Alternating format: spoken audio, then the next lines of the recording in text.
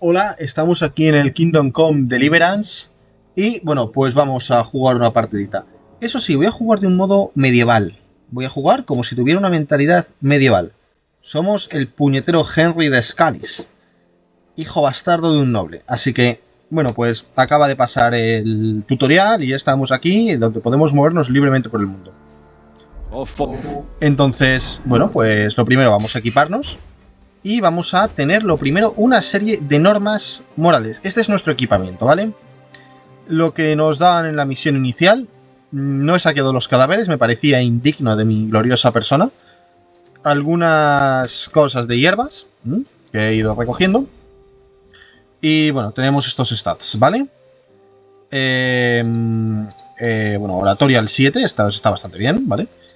Voy a necesitar maestro de todo al 10. Y bueno, estas cosas, como veis, ¿vale? Lo mejor quizás es la supervivencia. Voy a cogerme el nivel 8 y voy a coger el poder de las flores. Pero lo que más me interesa, y lo voy comentando mientras tanto, mejorar en alquimia. Me ofrece hablar conmigo la vagabunda esta asquerosa. Y vamos a hablar un poco con ella. ¿Cuál es vuestra historia? But I don't have any money. I don't want anything from you. Uh-huh. I've been... Vale. You don't Ni have me lo to recordéis, No. yo no quiero hablar con una vagabunda. bear it. They just Well, and you... Vea, oh well. a tomar por culo. Yo no me humillo hablando con el servicio. No, el servicio, digo, con vagabundos. Soy un jodido noble y yo no voy a hacer estas mierdas. Vale. ¿Cuál es el plan? Vamos a hacer una jugada medieval. ¿Y en qué implica esto de hacer una jugada medieval? Pues que no me voy a humillar. Voy a mantener una dignidad. Voy a hacer una serie de cosas a partir de ahora que tengan que ver con una cuestión de honor, de honorabilidad, de estas concepciones. ¿Puedo trabajar? Sí, puedo trabajar. Pero voy a intentarlo primero, no cometer pecados y no perdonar afrentas. Así que vamos a empezar a ser productivos, a hacer cosas decentes. ¿Por qué estoy escapando de los guardias, me diréis? Pues por una cosa muy sencilla. Los guardias cuando se encuentran contigo y vistes como un pordiosero y pareces pobre, te empiezan a decir: ¿quién eres? No sé qué, no montes ningún lío. Y eso voy a considerarlo que es una afrenta y me voy a enfrentar contra ellos. Entonces prefiero evitar la oportunidad de enfrentarme contra ellos. Tan simple y tan sencillo como eso. Vale. ¿Qué vamos a hacer en este jardín? No vamos a atracar a la pobre señora, sino que meramente vamos a fabricar un montón de pócimas de boticario. Y con dichas pócimas de boticario vamos a, bueno, pues intentar conseguir dinero para vender las pócimas, mejorar en alquimia y conseguir la mejor pócima de todos. El Zodo de Henry, que aumenta la experiencia que podemos conseguir. Así que a ello vamos. Por eso estoy cogiendo estas de calentura, porque voy a hacer una poción muy particular que me interesa mucho. Plan, por ejemplo, esos guardias, pues voy a huir de los guardias. Y cuando digo de los guardias, quiero decir, por ejemplo, también de los guardabosques y de todos estos oficios de Dios.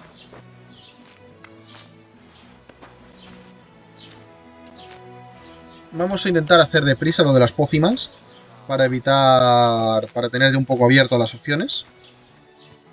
Pero bueno, os lo imagináis. Ahora vamos a fabricar lo primero la pócima más vital que tengo. Me encuentro esto, lo cojo. No voy a buscar adrede cosas que yo ya sepa dónde están porque me parece indigno. A ver, empezamos. Agua. No, vino no. Bueno, da igual. Ya que estoy voy a hacer la pócima que me enseñan a hacer al principio. Que también la puedo hacer para subir nivel, pero no era precisamente la que quería hacer. Manzanilla y salvia.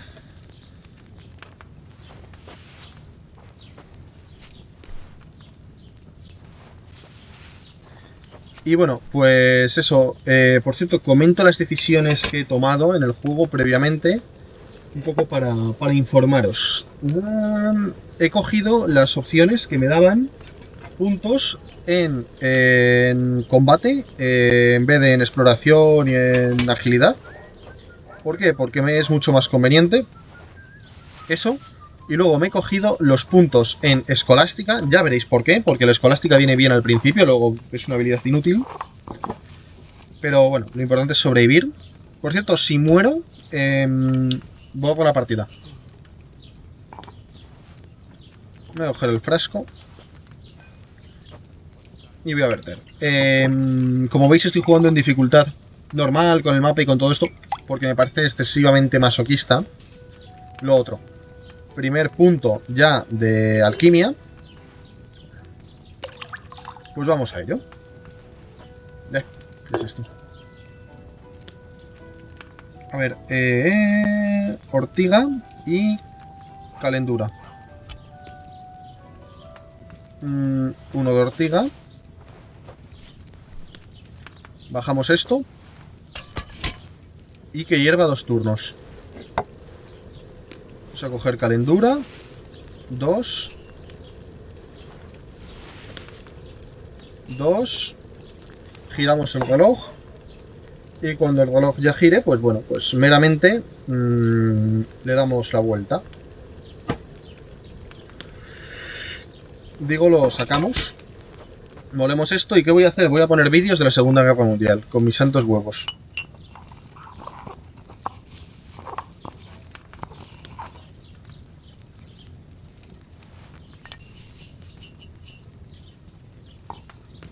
Bueno, un poco para qué, para comentarlos, porque me hace ilusión.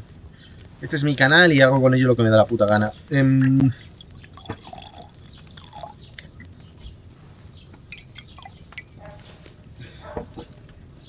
Bien.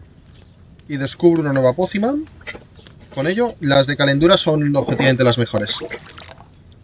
Porque, bueno, como comentaba, estas te ponen puntos de vida y son esenciales para el combate.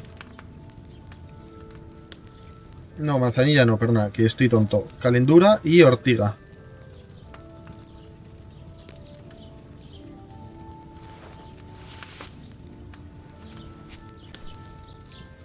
Bajamos.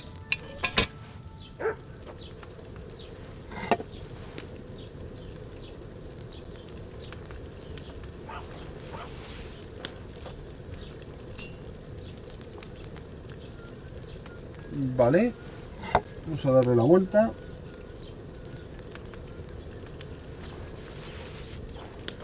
Qué gameplay más divertido.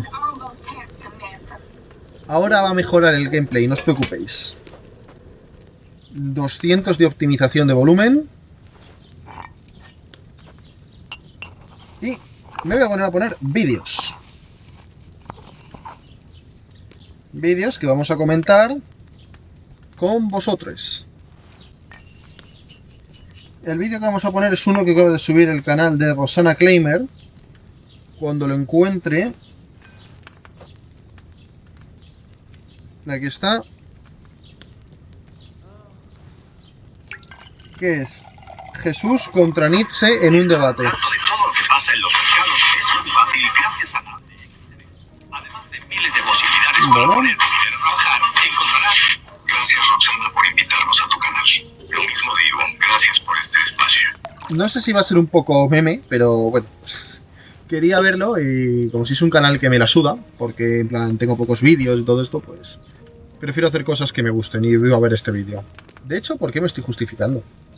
La riqueza es peligrosa cuando se convierte en un ídolo. La riqueza y el poder no son malos en sí mismos. Cuando se vive sin odio, incluso el dolor puede dar fruto y acercarnos a los demás. Moral y el sentido del atrevimiento de reunir en un mismo debate a dos de las figuras que más profundamente marcaron la historia de la cultura occidental.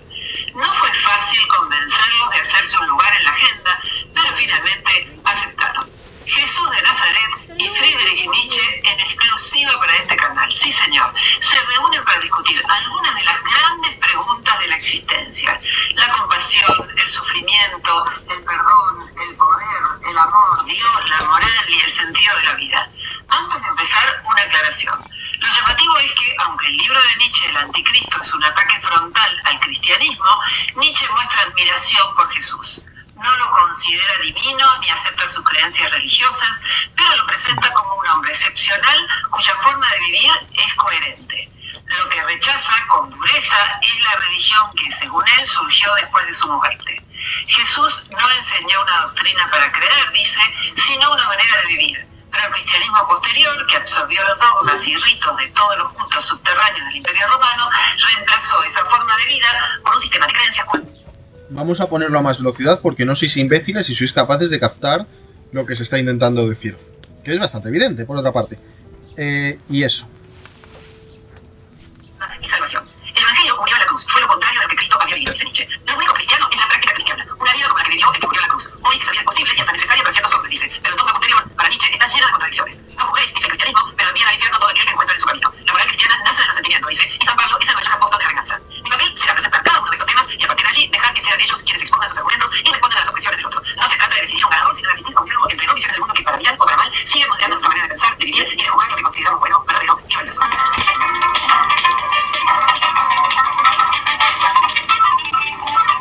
Comenzamos con una de las diferencias más profundas entre Jesús y Nietzsche, la compasión, que es el sentimiento de pena al ver el mal ajeno y el impulso de ayudar a quien sufre. Para Jesús es una de las más altas expresiones del amor y fundamento de la vida moral. Para Nietzsche, en cambio, con demasiada frecuencia debilita a quien la recibe y convierte el sufrimiento en un ideal. ¿Es la compasión una virtud indispensable o puede transformarse en un obstáculo para el desarrollo humano? Escuchemos lo que tiene para decir.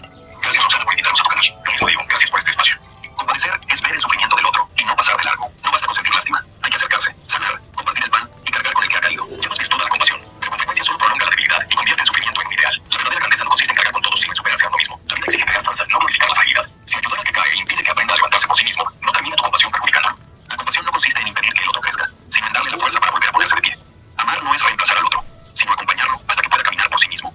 Acá Jesús dice compadecer es ver el sufrimiento del otro y no pasar de largo. Uno de los libros de Nietzsche en lo que cuestiona al cristianismo y a la compasión es el Anticristo. Ese libro es una crítica radical al cristianismo como sistema moral y cultural. Nietzsche sostiene que Jesús predicó una forma de vida basada en el amor y la ausencia del resentimiento, pero que tras su muerte el cristianismo, sobre todo a partir de Pablo, transformó ese mensaje en una religión de culpa, pecado, castigo, recompensa, redención y esperanza de lo más allá. Para Nietzsche esas ideas habían sido introducidas después, sobre todo por la teología cristiana, que glorifica la debilidad, el sufrimiento y la obediencia, invirtiendo el valor de la vida y frenando el desarrollo de los seres humanos fuertes, creativos y afirmadores de la existencia. Frente a esto, lo que propone es abandonar la moral de esclavos y recuperar una ética que celebre la fuerza, la vitalidad, la libertad y la afirmación de la vida tal como es. El martirio de una persona no tiene valor en sí mismo. Para Nietzsche, asignarle valor impide el libre examen de las ideas. Yo no creo que la compasión convierta al otro en un ser dependiente ni que glorifique el sufrimiento. Consiste en reconocer que todos somos vulnerables y que A ver,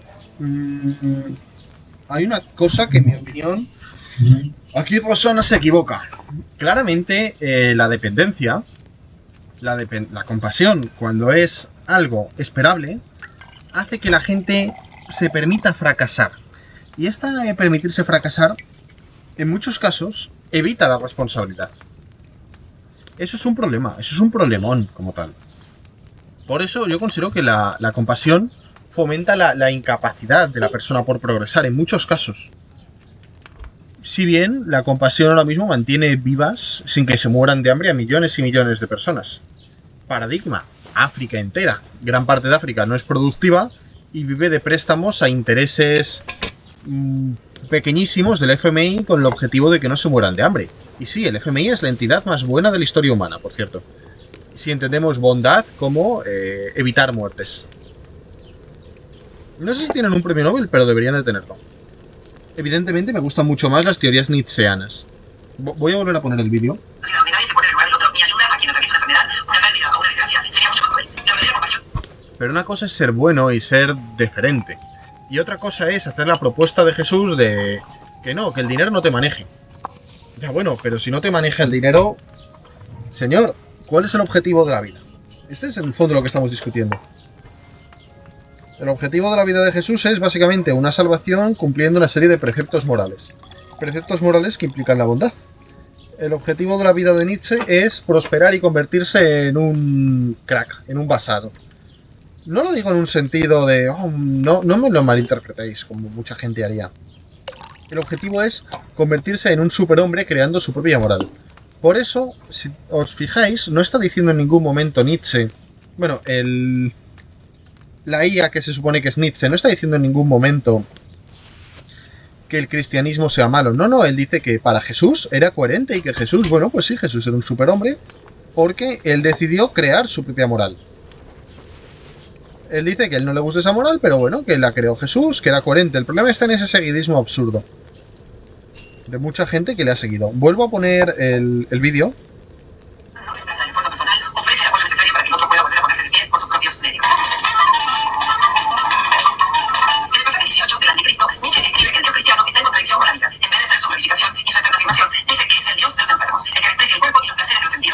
Y tiene razón, Nietzsche. de Dios escribe, declara la guerra a la vida, a la naturaleza, a la voluntad de vivir. Dios es la fórmula de todas las calumnias contra los de aquí abajo, agrega. De todas las mentiras del más allá, el budismo es la única religión verdaderamente positiva que nos muestra la historia, dice Nietzsche. Nah, el budismo es también una mierda. El budismo es básicamente un cristianismo a la oriental. No dice luchar contra el pecado, sino luchar contra el dolor. Sus remedios son la vida al aire libre, la templanza y la elección de los alimentos, y la precaución contra los licores espirituosos que encienden la sangre. El budista, sigue Nietzsche, entiende la bondad como algo que hace bien a la salud. En la doctrina de Buda, el egoísmo se convierte en un deber. No hay militarista, sigue diciendo. Busca como bien supremo la calma. Da en el presente, no promete. El cristianismo lo promete todo, pero no da nada, escribe. A ver qué dicen sobre el amor al prójimo y el egoísmo. Quien vive solo para sí mismo termina perdiéndose. Amar al prójimo no disminuye tu vida, la ensancha. Cuando compartes, perdonas y sirves, descubres que la verdadera riqueza no está en lo que guardas, sino en lo que das. El llamado amor al prójimo suele ser una excusa para olvidar el deber más importante, llegar a ser quien eres. No condeno el amor sino el sacrificio de uno mismo por obligación. El individuo fuerte crea sus propios valores antes de vivir para los demás. Si todos buscan primero realizarse a sí mismos, ¿quién tenderá la mano al débil, al enfermo o al que ha sido abandonado? Quien es verdaderamente fuerte puede ayudar, pero lo hace por abundancia, no por deber ni por culpa. El auxilio que nace de la libertad fortalece. El que nace de la obligación suele humillar tanto al que da como al que recibe. Me gusta el planteamiento del vídeo. No sé si lo ha escrito estos diálogos ellos o los ha escrito la IA, pero en cualquier caso está representando bien las posiciones, especialmente las de Nietzsche. Nietzsche, evidentemente menos conocido que un señor que literalmente creó la cultura occidental, como es Cristo, no se le está presentando como lo hacen los adolescentes edgy. Se lo está haciendo de una manera muy honesta y coherente con sus perspectivas. Me está gustando por eso el vídeo. Continúo poniéndolo. Acá Jesús dice, quien vive solo para sí mismo termina perdiéndose. El intercambio entre Jesús y Nietzsche une de relieve valores que, más que excluirse, pueden complementarse. Jesús enfatiza que la plenitud humana se alcanza en el amor y la entrega a los demás, mientras que Nietzsche advierte sobre el peligro de convertir el sacrificio en una obligación que anule la propia individualidad. Las dos perspectivas señalan riesgos reales. Una vida centrada exclusivamente en uno mismo puede desembocar en el egoísmo, pero una existencia dedicada únicamente a satisfacer las demandas ajenas. Ah, por cierto, este juego, como veis, estamos básicamente farmeando cositas. Y esto en esencia es el efecto Mateo, ¿vale? A quien tiene se le dará, y a quien no tiene, aun lo poco que tiene, se le quitará. Y esto es lo que está pasando. Ahora mismo somos un mierdas en este juego, y cuanto más tengamos, más fácil será todo. En el momento en el que adquiramos una serie de cosas, vamos a ser dioses intocables. Por ahora tenemos que hacer esto de las pociones para conseguir algo que nos permita subir más deprisa de nivel. Pero ahora mismo, vamos, un matado con un palo nos mata, ¿eh? Ese es el problema. Puede impedir el desarrollo personal. Quizás la posición más razonable consiste en reconocer que tenemos una responsabilidad moral hacia quienes necesitan ayuda, pero que esa responsabilidad no es ilimitada ni exige renunciar por completo a nuestros propios proyectos. Ayudar a los demás y cultivar la propia vida no tienen por qué ser objetivos incompatibles, sino dimensiones que pueden equilibrarse de manera recíproca. Ya sé lo que estará pensando más de uno, pero Roxana, con ese criterio no existirían los héroes. No necesariamente. Los héroes seguirían existiendo, pero serían excepcionales, no una obligación moral para todos. Admiramos a quienes arriesgan o incluso entregan su vida por otros, precisamente porque hacen algo extraordinario. Si el heroísmo se convirtiera en un deber permanente, dejaría de ser heroísmo y pasaría a ser una exigencia imposible. La mayoría de las personas puede y debe ayudar a los demás, pero sin destruir su propia vida, su salud o sus proyectos. El héroe va más allá de lo exigible, ¿no? Vale, estoy muy de acuerdo con ese planteamiento. El héroe va más allá de lo exigible. Pero bueno, ¿por qué valorar a quien hace más de lo exigible? Quiero decir, ¿dónde está el mérito en inmolarse por el otro? ¿No sería acaso el héroe el rarito? Para mí el héroe es el rarito. Para mí el héroe es el que hace mucho por sí. Para sí. Para mí el héroe es el empresario que gana una fortuna y hace lo que quiere y beneficia muchísimo a su familia y a su linaje. No el señor que salva a alguien en un terremoto. Alguien que no sea su hijo, digo. Y sí, tengo una filosofía abiertamente animal, en el sentido de perpetuarte a ti y a tu sangre. Ese es el modelo cotidiano con el que juguemos a todos. Nietzsche no encontraba razonable lo de amar a los enemigos. A su modo de ver, esto sería exigirle demasiado el perdón. Jesús dejó una práctica, una actitud ante la injusticia que consiste en no resistirse, incluso en no defender los propios derechos. Esto último me parece una lectura poco caritativa de Nietzsche. Al amar a los que hacen daño, dice Nietzsche, ama el mal. El libro de Mateo dice, buscad en el reino de Dios y su justicia, y toda otra cosa os será dada por añadidura. Toda otra cosa, escribe Nietzsche. Solo rezando vamos a conseguir comida, ropa y todo lo necesario para la vida. El perdón rompe la cadena del odio. Si respondes al mal con más mal, el mundo nunca cambia. Perdonar no es justificar la injusticia, sino negarse a dejar que el rencor gobierne el corazón. El perdón no siempre es una virtud. A veces nace de la impotencia disfrazada de moral. Quien tiene fuerza no vive consumido por la venganza, pero tampoco convierte el perdón en un deber. Responde según su propia voluntad, no según una norma impuesta. Si el agresor no muestra arrepentimiento y vuelve a hacer daño, ¿por qué habría que perdonarlo? Perdonar no significa renunciar a la justicia, ni dejar al inocente sin protección. Significa no permitir que el odio eche raíces en el corazón, incluso mientras se pone un límite al que hace el mal. A ver, antes de que hable Roxana, lo he parado. Estamos asumiendo una premisa moral. Quiero decir, estamos asumiendo que hay una moral clara y evidente. Algo muy distinto del relativismo. Y lo están asumiendo aquí los dos personajes. No soy experto en filosofía, pero no sé qué argumentaría Nietzsche al respecto de la existencia de una moral natural. En principio creo que se la sudaría dicha moral natural. Y en el caso de que asumiera que existe... Perdón, si asume que existe, se la suda. Y si piensa que no existe, pues bueno, viene a dar igual. Bueno, nos hemos pasado, quizás lo tendríamos que haber tenido más, pero no lo voy a poner más tiempo la poción. Jesús y Nietzsche muestra que el verdadero desacuerdo no es tanto sobre venganza como sobre el carácter obligatorio del perdón. Jesús entiende el perdón como una forma de liberarse del odio y evitar que el mal se perpetúe, mientras que Nietzsche desconfía de la sugerencia de convertirlo en un mandato universal porque teme que muchas veces empuja resignación o falta de fortaleza. Ambos, sin embargo, pueden coincidir en que no es deseable vivir consumido por el rencor. La diferencia es que para Jesús el perdón constituye un ideal moral, mientras que para Nietzsche cada persona debe decidir libremente si perdona o no, sin que exista un deber incondicional de hacerlo, especialmente cuando el agresor persiste en el daño y no muestra arrepentimiento. A ver, es verdad que creo que ella lo defiende en el vídeo y que ya lo ha comentado, pero aún así me parece bastante necesario dejarlo claro. Aquí el señor Nietzsche no está diciendo, y esto es importante, que que haya que perdonar. Está diciendo que quien quiera que perdone. Y está diciendo que no se haga por una moral cristiana, que no se haga por una imitación. Llegamos ahora a una de las frases más famosas y más malentendidas de Nietzsche. Dios ha muerto. A lo que Jesús debería responder, Nietzsche ha muerto y no estaría faltando la verdad. Nietzsche, que pasó buena parte de su vida atacando el cristianismo, tendrá así la oportunidad de explicarle personalmente a Jesús por qué considera que Dios ha muerto. En principio, esta afirmación se pregunta ¿qué queda de la moral cuando hay muchas personas que no creen en Dios? ¿Podemos crear nuestros propios valores sin terminar haciendo cualquier cosa? Y sobre todo, ¿qué quiso decir realmente Nietzsche cuando anunció una muerte que por suerte no requiere certificado de defunción? Podéis apartaros de Dios, pero no podéis borrar la verdad. El cielo y la tierra pasarán, pero mis palabras no pasarán. Yo y el Padre somos uno, y quien permanece en mí tendrá vida. Dios ha muerto, y nosotros lo hemos matado.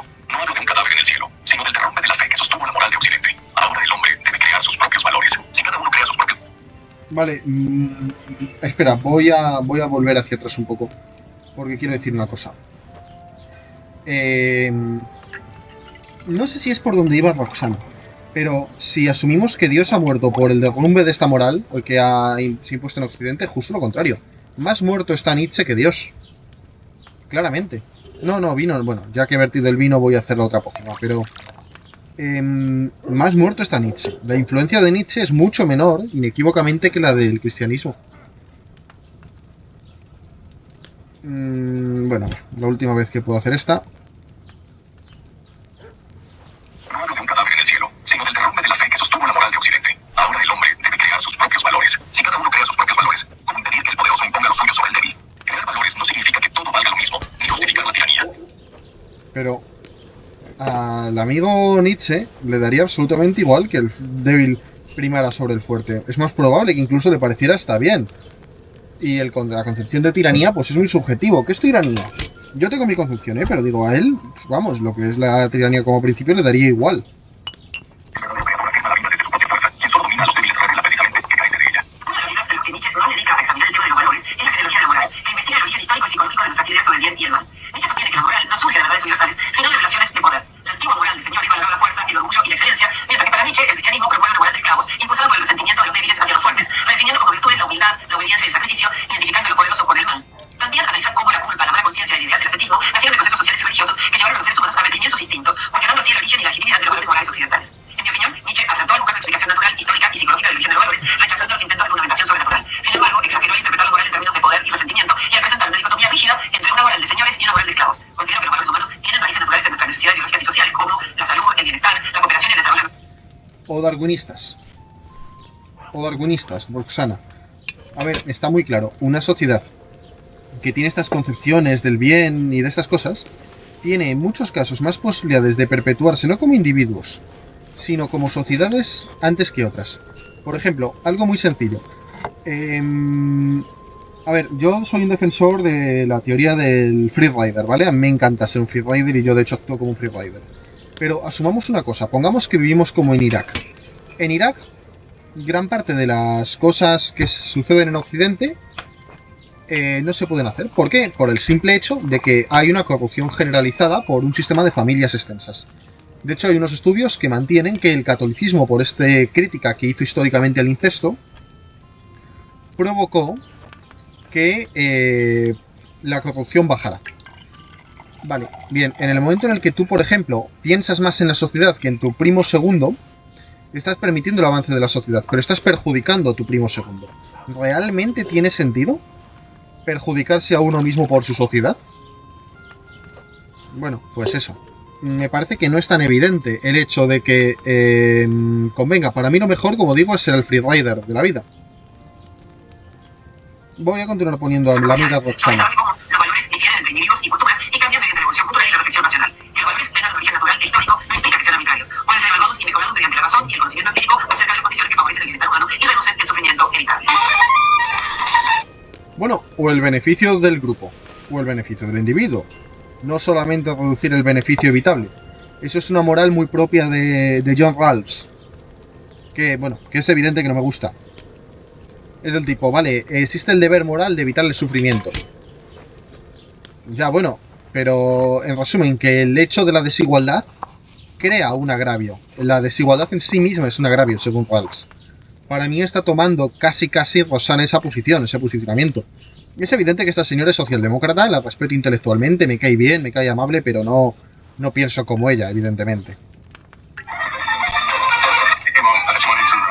Bueno, anuncio.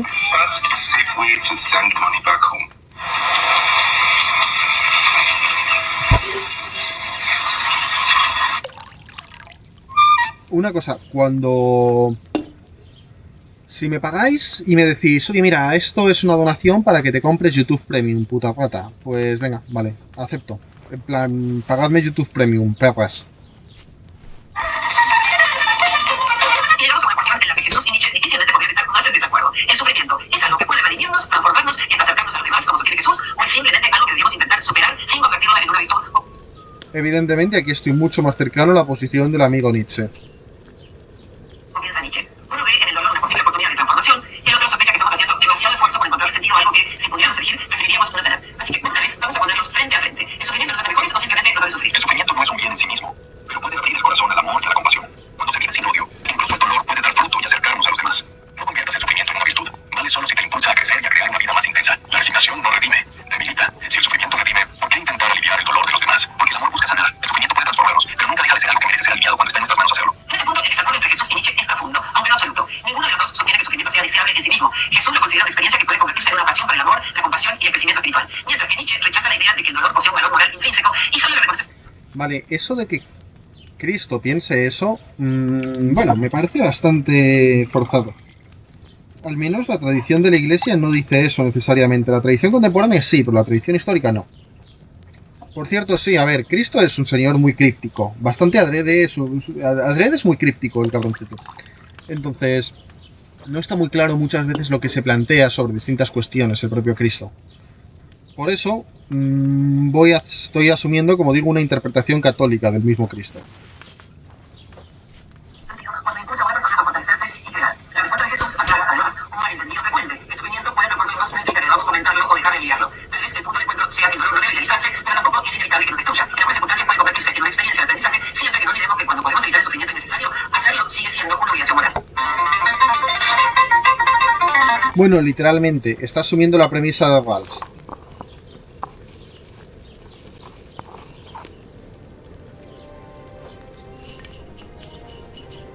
A ver si así me sale también la pócima y así ahorro un poco de tiempo. Es el orden moral para Nietzsche, algo que se supone que existe una vez y para siempre. Una voluntad que decide todo lo que un pueblo debe ser y no ser. El valor de un individuo o de un pueblo se mide según cuánto obedece a la voluntad de Dios, que en realidad es la voluntad de los sacerdotes. Esos parásitos son los que determinan los valores, dice el apartado 20. Vale, lo he hecho mal. Should I have boiled that marigold or a smaller fire? Lo he hecho mal, no lo vuelvo a hacer. Del anticristo. Lograron que el sacerdote fuera importante en todos los momentos de la vida, escribe Nietzsche. En el nacimiento, en el matrimonio, en la enfermedad y en la muerte. El sacerdote necesita de los pecados, es lo que le otorga poder, escribe. ¿Qué pasa con la humildad? ¿Es una virtud? ¿Es siempre falsa humildad? El humilde no necesita engrandecerse disminuyendo a otros. La verdadera grandeza consiste en servir y reconocer que toda persona posee la misma dignidad. La frecuencia de humildad es el refugio de quienes deben destacar. El orgullo noble consiste en aceptar la propia excelencia sin culpa ni resentimiento. No puede el orgullo terminar convirtiéndose en desprecio por los demás. Solo el orgullo inseguro necesita humillar. El auténtico espíritu fuerte afirma su valor sin vivir pendiente de compararse con nadie. ¿Qué es un espíritu fuerte para Nietzsche? Alguien que se emancipa de la moral tradicional, la religión y los prejuicios, pensando de forma independiente y experimental. Se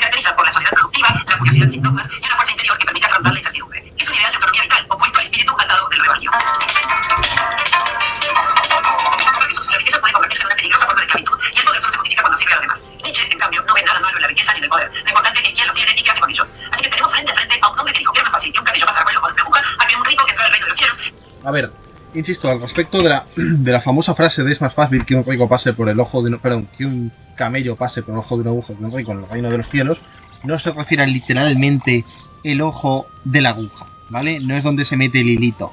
Se refiere a un tipo particular... Really bad. ¡Qué cagada! Se refiere a un tipo particular de puerta de esa época pequeña, donde, bueno, un camello puede pasar. Si se hace así, se encoge y se hace pequeñito, sí, pero no, desde luego, no al ojo de una aguja. Como literalmente nos referiríamos al ojo de una aguja. Era un filósofo que no parecía muy preocupado por el problema de la pobreza. La riqueza es peligrosa cuando se convierte en un ídolo. El poder encuentra su sentido más alto cuando protege y sirve a quienes más lo necesitan. La riqueza y el poder no son malos en sí mismos. Son medios para realizar grandes proyectos. Lo decisivo no es poseerlos, sino el tipo de persona que los ejerce. Si alguien no tiene riqueza con su talento, ¿por qué debería renunciar a disfrutarla? No le pido que renuncie a la alegría, sino a la esclavitud del dinero. Lo que poseemos deja de ser un don cuando terminamos siguiéndonos a nosotros. En este punto, la distancia entre los dos resulta evidente. Jesús juzga la riqueza y el poder por su capacidad para servir a los demás y advierte que el apego a ellos puede deshumanizarlos. Nietzsche, en cambio, los considera herramientas moralmente neutrales cuyo valor depende de la calidad y la fuerza de quien los ejerce. Para uno, el verdadero peligro es que el dinero nos convierta en sus esclavos. Para el otro, el problema no es la riqueza en sí, sino la mediocridad o la incapacidad de emplear para crear y realizar grandes obras. Jesús no diferencia entre amigos y enemigos. No responde a la violencia con violencia, no juzga, no castiga ni busca venganza. Vive desde... Qué poco le gustaría esto a esa escuela alemana del derecho penal de enemigo. Esto no le gustaría nada. ¿Cómo se nota que en el fondo hay una cierta filosofía alemana, eh? Anda que no se nota. amor incondicional. Para Nietzsche, la fe de Jesús no consiste en aceptar proposiciones como creer que tal cosa, sino en una práctica cotidiana, vivir sin resentimiento, sin resistencia al mal, sin deseo de dominar. Nietzsche resume esta idea con una afirmación provocadora. Para Jesús, la buena nueva, es decir, el evangelio, que significa buena noticia en griego, es que no existe distancia entre Dios y el ser humano. El reino ya está presente para quien vive de ese modo. Habéis oído, amarás a tu prójimo y odiarás a tu enemigo. Pero yo os digo, amad a vuestros enemigos. El odio multiplica el odio, solo el amor rompe ese círculo. Quien ama incluso al que lo quiere vence al mal sin convertirse en su esclavo. Amar al enemigo no siempre es una virtud. A menudo es una forma de domesticar la fuerza. Quien renuncia a toda confrontación puede terminar negando su propia dignidad. Hay enemigos cuya existencia nos obliga a crecer y a afirmarnos. Si alguien destruye una y otra vez lo que amas y nunca se arrepiente, ¿no es amar a ese enemigo una invitación a seguir siendo víctima? Amar no significa aprobar la injusticia ni renunciar a detenerla. Significa no dejar que el odio gobierne el corazón. Puedes poner límites al mal sin convertirte tú mismo en aquello que combates. Acá tanto Jesús como Nietzsche señalan aspectos relevantes. La empatía puede romper ciclos de violencia, pero la defensa y los límites también son necesarios. Jesús nos recuerda que responder al odio con más odio suele perpetuar el conflicto. Nietzsche advierte que una compasión sin límites puede convertirse en una forma de sometimiento. Una posición equilibrada puede integrar las dos dimensiones, empatía hacia las personas y firmeza frente a la conducta de...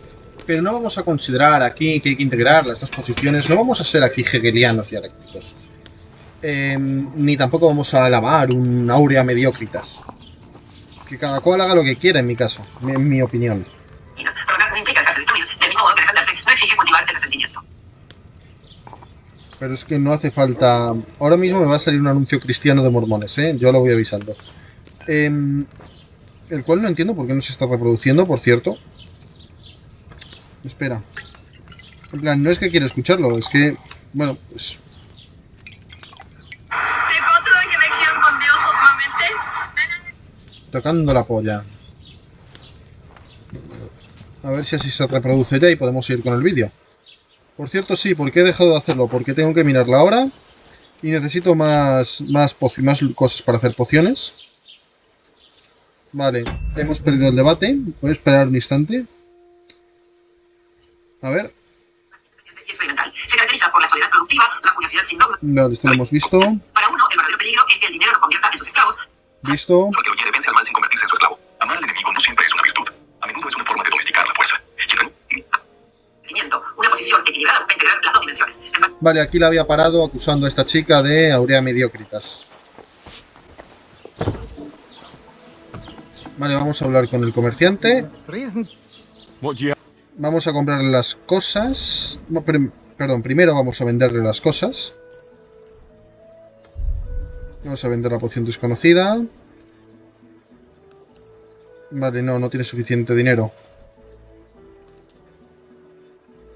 Vamos entonces a venderle alguna más.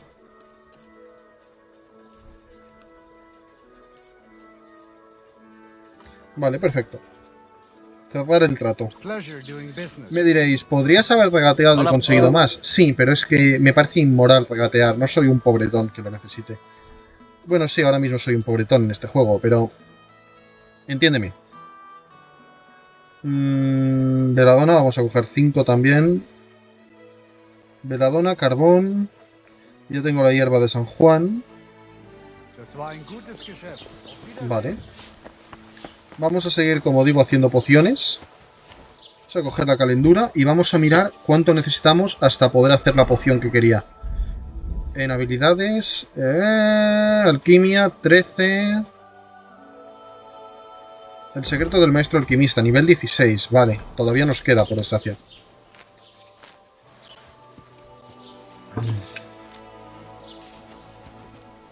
Hemos subido en supervivencia. Bueno, no hay mal que por bien no venga, pero... No sé si es así la expresión, la verdad, tampoco me importa mucho. Voy a continuar poniendo el vídeo. Y hacia las personas y firmeza frente a las conductas dañinas. Prolongar no implica dejarse destruir, del mismo modo que defenderse no exige cultivar el resentimiento. Agradezco sobremanera que tanto Jesús como Nietzsche se hayan prestado para compartir sus ideas en este canal. Bueno, fue un gusto hablar contigo, Jesús. El gusto es mío. La verdad os hará libres. Aunque soy atea, me siento considerablemente más cerca al pensamiento de Jesús, pero más allá de la contraposición de pensamiento que... Al menos lo reconoce y me parece valiente que lo reconozca. De hecho, el progresismo actual le debe mucho más al cristianismo de lo que muy probablemente les gustaría reconocer. Me parece un poco así bestia quitarle ahí los cultivos a esta señora, ¿eh? En este debate, muchas de sus ideas son complementarias. Jesús nos recuerda que una vida humana no puede construirse ignorando el sufrimiento ajeno, mientras que Nietzsche nos advierte que ayudar, perdonar o sacrificarse también puede convertirse en una forma de sometimiento cuando dejamos de pensar por nosotros mismos. Uno pone el acento en el vínculo con los demás, el otro en la autonomía y la afirmación de la propia vida. Tal vez no tengamos que elegir entre convertirnos en santos o en superhéroes. Podemos intentar algo bastante más difícil, ser capaces de cuidar a los demás sin dejar de cuidarnos a nosotros mismos, defender nuestros derechos sin convertirnos en personas resentidas y disfrutar de los bienes materiales sin convertirnos en sus esclavos. Porque al final, más que preguntarnos quién ganó este debate, quizá la pregunta interesante sea otra. ¿Qué parte de Jesús y qué parte de Nietzsche necesitamos para vivir un poco mejor? Y esa, por suerte... Vale, vamos a hacer otra cosa. Vamos a esperar a conseguir la poción, pero vamos a necesitar otra cosa. Vamos a necesitar también una ganzúa, una pala y una antorcha. Ya veréis para qué maldad. Oh, there is the potential. Nichts a lot, but of the... Is there any... Oh yeah, rest of... Where do you... Half of that one belongs to... Is it far? Wenn du was... I do not...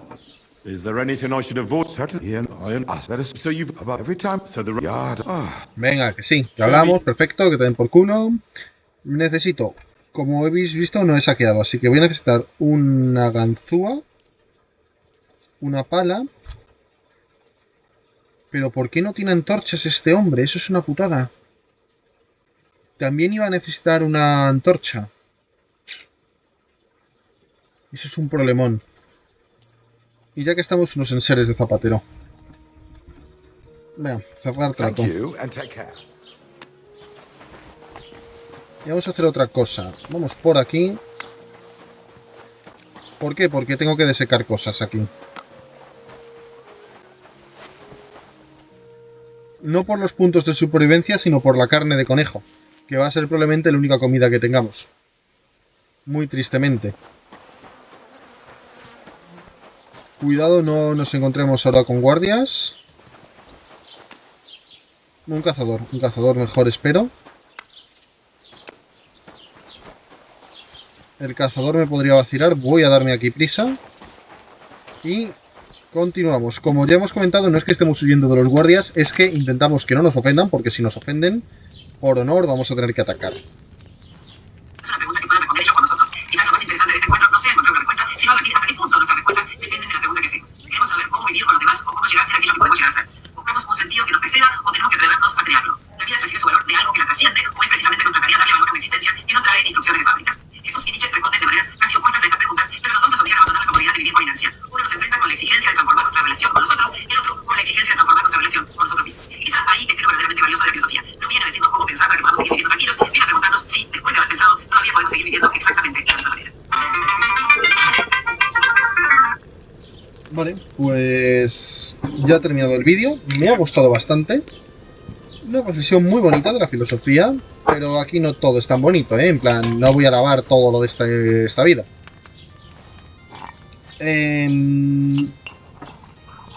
Me ha recordado a una cosa.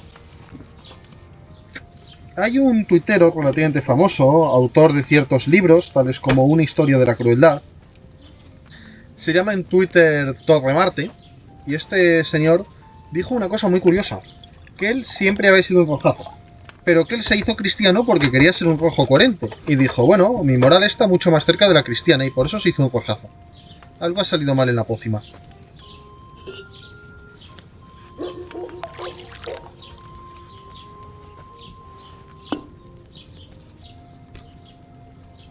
Ortiga. Ortiga y calendura. ¿Dónde está la calendura? Aquí. Quizás me ha salido mal por el hecho de ser seco todos los ingredientes. Pero bueno, qué remedio. No me voy a volver a ponerlos. No me voy a poner a volverlos a coger. Y en teoría, cuanta más experiencia tengamos, menos probable es que salga mal. Si esto vuelve a salir mal, vuelvo a salir y vuelvo a ponerme unos boosts con ciertos puntos de habilidad que ya tengo. Recordemos, estamos en el nivel 13 y estamos aguardando para llegar al nivel 16.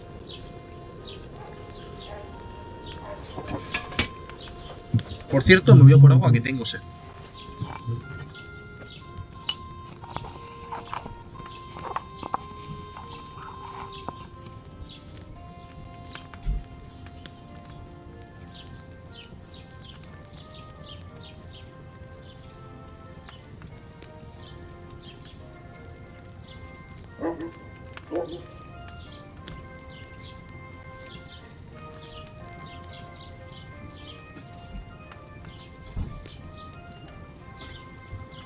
Estoy de vuelta, ya he bebido el agua. Vale. Lo ponemos en los frascos y lo cargamos en el frasco. Vale. Vamos a ver qué alguna otra cosita podríamos ver.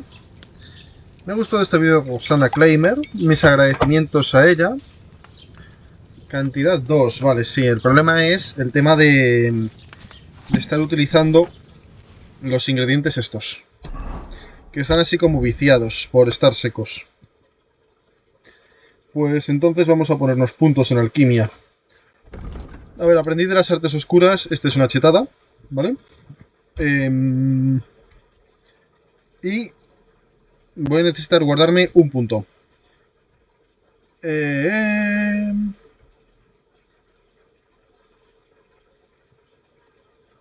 Vendedor de pócimas. No, secreto de la materia. Uf.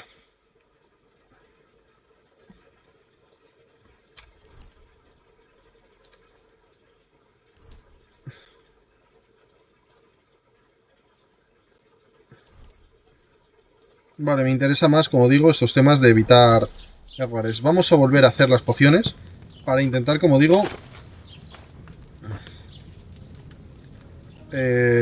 pues bueno, evitarlo.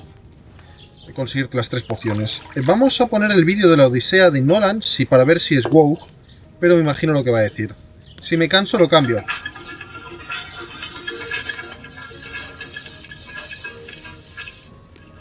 Hi, Mary. Would you like to receive a gift? I'm a missionary for the Church of Jesus Christ of Latter-day Saints. Bueno, hay publicidad de mierda, es mona, aunque al menos literalmente me está diciendo que me está hablando del puto libro de los mormones. La película La Odisea de Christopher Nolan que acaba de estrenarse basada en el gran poema de Homero. ¿Woke? ¿Qué significa woke? No hablamos de ese Homero, sino de este. ¿Woke? ¿Qué significa woke? Hicimos un video entero sobre lo que significa woke. Pueden buscarlo con el título Basta de decir izquierda woke. Pero no hace falta que hayan visto ese video para comprender este. La palabra woke a menudo es usada como desaprobación por parte de personas que piensan. Vale. Bueno, ya sabéis lo que es woke. Claro, no sois gilipollas. Voy a beber agua. Bueno, voy a beber agua mientras que pongo el vídeo de la señora. Que otras personas tienen ideas erróneas sobre el sexo, el origen étnico o la identidad sexual, entre otras cuestiones, o hablan demasiado sobre estos temas de una manera en que nada cambia. Lo woke focaliza en estas identidades y, a diferencia de la izquierda tradicional, no está centrada en las desigualdades económicas y sociales. A grosso modo, eso es woke. Ayer se estrenó Odisea, la nueva película dirigida por Christopher Nolan, basada en la obra del poeta griego Homero, una de las que ha fundado la tradición literaria de la cultura occidental. La película básicamente es una producción estadounidense, pero Nolan es inglés y estudió literatura en la University College de Londres. Dos de las películas más recordadas de Nolan son Memento y Oppenheimer, que también comentamos en este canal. No es la primera versión cinematográfica de la Odisea, pero... Oppenheimer es una puta mierda y es una película insoportable. Comentarlo sobre la filmografía de Nolan. Es una película insoportable, no le veo la gracia. Además me parece un personaje despreciable por cómo era él personalmente. Es un personaje con el que no empatizo. Y menuda NPCismo el tema de la película de Oppenheimer junto con lo de Barbie. Todo el mundo obsesionado con eso. Y sí, sinceramente, la de Barbie fue mejor. Aunque Barbie representó cómo funciona la mentalidad femenina de... ¡Ay, tía! Soy una cruel velidosa. Asumo que esto no le gustaría a Rosanna Claymer. De hecho, yo con careta me encantaría algún día hablar con ella. En público, digo. Y si es en privado, me pondría mi cara normal. No es que sea un señor del teatro griego, de una me pongo ahí una careta y es mi personalidad. No, no. Pero bueno, nos entendemos. Lo vuelvo a poner. Escuchen esto. El tráiler definitivo de la Odisea está lleno de mensajes burlándose del avance. Es la primera vez que abandona un tráiler de nada escribió un usuario. Otro añadió, mi único arrepentimiento es no poder darle 2 veces no me gusta. En este video vamos a analizar qué argumentan quienes cuestionan a la película porque la consideran woke, si esas críticas tienen fundamento o si responden más bien a una lectura ideológica. Uno de los que descalificó la película por woke es, nunca falta, nunca llega tarde, Elon Musk, que criticó la participación de la persona trans en la Odisea. Y por último, voy a comentar la película y a decir cómo se No sabía que había un trans en la Odisea. Pero bueno, hay que reconocer que tiene una cruzada personal contra los transexuales, Elon Musk, desde que lo de que su hija se hiciera transexual. Se hizo hija. Y antes era su hijo. Creo. Bueno, tampoco me interesa mucho la vida de Musk. Yo respeto a las mujeres transexuales y a los hombres transexuales y a las personas transexuales. Desde este canal se banca a las personas trans. Se los apoya. Y si alguien se los quiere empollar, pues bueno, cosas suyas. Pero no sé, joder, genial. Mejor no tenerlos frustrados votando a la puta izquierda. Si se quieren cortar el nabo, que se lo corten. Que al menos así no me lo corto yo. Si además están haciendo un sacrificio prometeico por la humanidad, quiero decir. ¿No os gustaría experimentar una menstruación, chicos? A mí me encantaría, personalmente. Problemas, estoy atrapado en un cuerpo de hombre. Aunque me gusta ser hombre, estoy atrapado en un cuerpo de hombre. Me encantaría un mes ser mujer. Pues te tomas una pastilla y eres mujer durante un mes. Eso lo podrá lograr algún día la ciencia. Y los trans son gente que, generosa, se sacrifica en el altar de la ciencia, acercándose al cirujano y diciéndole: haga conmigo lo que quiera, que mejore la ciencia a través de la práctica que da hacer mutilar mi cuerpo. Pues mis aplausos, esos señores sí que son heroicos. Alquimia 15, perfecto. la Odisea con la tradición filosófica posterior. La Odisea es un poema épico compuesto por Homero hacia el siglo VIII a.C. Eso sí que Homero existió porque no hay evidencia de que haya existido. Según la tradición popular, era un anciano ciego, pero también puede haber sido quien recopiló el poema o puede haber sido muchas personas que recopilaron poemas. El consenso académico es que durante mucho tiempo fue una obra de transmisión oral. Antes de fijarse por escrito, los poemas épicos eran recitados por áidos, que eran poetas cantores, y más tarde por rapsodas. Estos intérpretes memorizaban miles de versos utilizando fórmulas repetitivas, como el ingenioso Odiseo, la aurora de rosados dedos, epítetos, decenas típicas que facilitaban la composición y la memoria durante la recitación. La Odisea está ambientada en el mundo griego, tras el final de la guerra de Troya, un conflicto que la tradición sitúa alrededor del siglo XII a.C., es decir, varios siglos antes de la creación del poema. Su argumento narra el largo y accidentado regreso de Odiseo, rey de Ítaca, quien tarda 10 años en volver a su hogar, enfrentándose a monstruos, dioses y toda clase de peligros, mientras en su palacio su esposa Penélope resiste la presión de numerosos pretendientes que buscan casarse con ella, creyendo que Odiseo o Ulises está muerto. Odiseo es el nombre griego original y Ulises es la forma latina difundida por los romanos. Se conservan testimonios escritos posteriores a Homero sobre una Penélope infiel o con otro destino, pero no sabemos si eran previos a Homero porque la tradición oral anterior a la Odisea no dejó registros escritos. Penélope dice que se resignará a que su marido rey Ulises ya no volverá y se casará con alguna de sus pretendientes cuando termine de tejer una pieza en el telar, pero por las noches teje para seguir esperando al hombre que ama. La primera crítica que apunta a calificar esta versión de la Odisea como woke sostiene que es un gravísimo error haber elegido a una afrodescendiente para el papel de Helena de Troya, un rol que es menos protagónico que la Ilíada. Negra. No, ahora en serio. Vale, sí, aquí claramente. Solamente en la reunión de el hijo de Ulises con el amigo Menelao. Es la única de Telémaco con Menelao, la única vez que sale Helena de Troya. Pero bueno, aún así Helena de Troya tiene que ser blanca, no me jodas. Por una cosa muy sencilla. Esencialismo. Sí, esa es una historia de nuestra cultura blanca. Y si lo piensas ahí, los personajes que salen son blancos. Son blancos, ya lo dicen los epítetos. Al menos hablando de la Odisea, en el epíteto, en algunos de los epítetos, por ejemplo, en la Odisea al menos, Ulises es llamado el de los ojos verdes. Atenea era llamada la de los ojos glaucos. O la rubia muchas veces. Se menciona cómo Atenea coge en uno de los momentos a Aquiles de los pelos, de sus pelos rubios lo coge, para evitar que se enfrente contra Agamenón.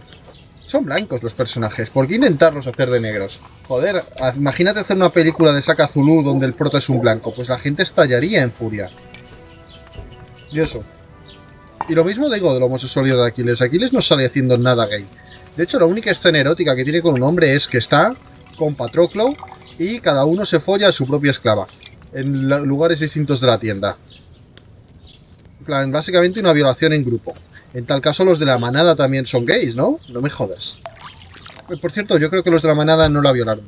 Me parece que es todo mentira y que la justicia falló lo que quiso. No estoy... Antes de que venga alguien... ¿Los estás acusando de prevaricación? Un puto gafapastas gilipollas que me diga eso. Pues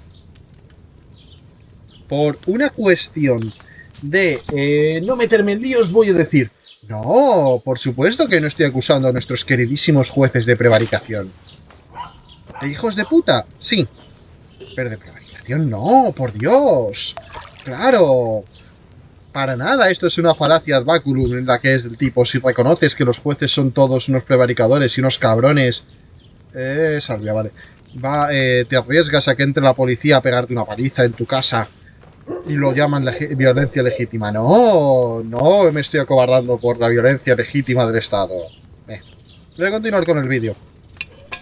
No, gran obra de Homero, pero que juega un papel importante como don secundario en la Odisea. ¿Cómo puede ser, dicen los críticos, que habiendo sido descrita como una mujer bellísima, en la película aparezca encarnada por una afrodescendiente, la ganadora del Oscar Lupita Nyong'o, y no por una mujer blanca? Sé que lo que voy a decir ahora no les va a gustar a muchos, pero como dije varias veces, en este canal la filosofía no está destinada a gustarle a todo el mundo, y eso no lo logró ni el chocolate. La persona que cuestiona... El chocolate le gusta a todo el mundo. Como comentan en Cándido, el chocolate vale la pena morirte de sífilis con tal de que haya chocolate. Vivimos en el mejor de los mundos posibles. Creo en el amigo... Creo en el tutor del amigo Cándido. Bueno, a ver, es que no salen negros. Entonces, como no salen negros, es verdad que salen algunos personajes que vienen del África, pero no están allí, no están en el meollo de la cuestión. Entonces, por supuesto que no tendríamos que hablar de negros, y que no tendrían que salir ningún negro en la Odisea.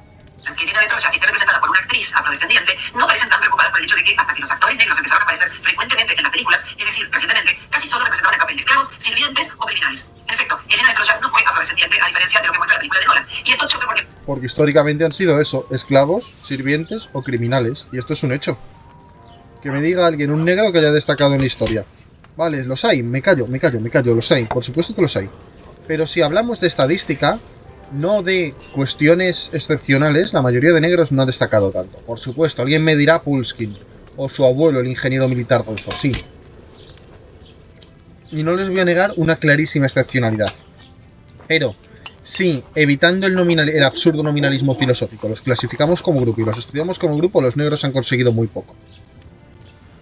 Estamos acostumbrados a ver afrodescendientes en el papel de los blancos. Es una convención nueva, la usan muchas películas y es de esperar que con el tiempo ya no genere tantos comentarios en contra. Ya bueno, pero nos interesa oponernos antes de que esto se implique beneficiar a los negros. Y sí, hay que oponerse. Lo pido públicamente, oponerse. A ver, va, perfecto, ya tenemos el nivel. Yo quiero ver esta película, pero me toca los huevos que vaya a representarlo una negra. Por eso no voy a... Evidentemente no voy a verla al cine. No soy mucho de cine, por otra parte, pero... aunque lo fuera, no la vería. Vale, a ver, me acuerdo más o menos de la fórmula de la poción del zorro de Henry. Eso sí, lo tengo que hacer con cuidado. Es esto así, y añado veladona, carbón, hierba de San Juan seca, y añado ortiga. Confirmo. Vale, hierba de San Juan seca, ortiga, trituro, lo echo 2 turnos aquí, trituro el carbón, lo echo la veladona entera y lo pongo un turno más. Vamos a hacerlo así. Voy a dejar puesto el vídeo mientras tanto, aunque un poco por la preocupación que me da esto, no voy a hablar tanto. Aceptamos muchas convenciones que no pertenecen a la historia original, que es relatada. Nadie cuestiona que una película que transcurre en la antigua Grecia esté hablada en inglés como en esta película, dado que decididamente no es la lengua utilizada por Homero. Si casi no lo cuestionamos. Vamos, no me jodas. Pues hagamos la próxima vez que Aquiles sea un minusválido, ¿no? Vamos, no me fastidies.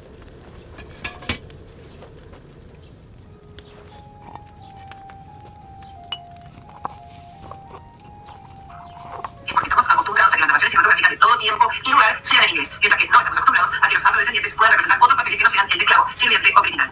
¿Realmente quieren eso? Vamos, estás haciendo un hombre de paja, no me jodas.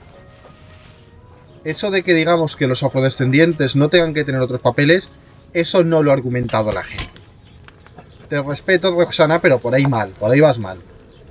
¿Que históricamente era así? Sí. Y no nos oponemos a que en una historia de africana, basada en África, que salga, por ejemplo, el rey Shaka Zulu y que sea negro. Por supuesto que no nos oponemos. Lo que nos oponemos es a que nuestra cultura blanca sea utilizada por otras gentes que no son blancas.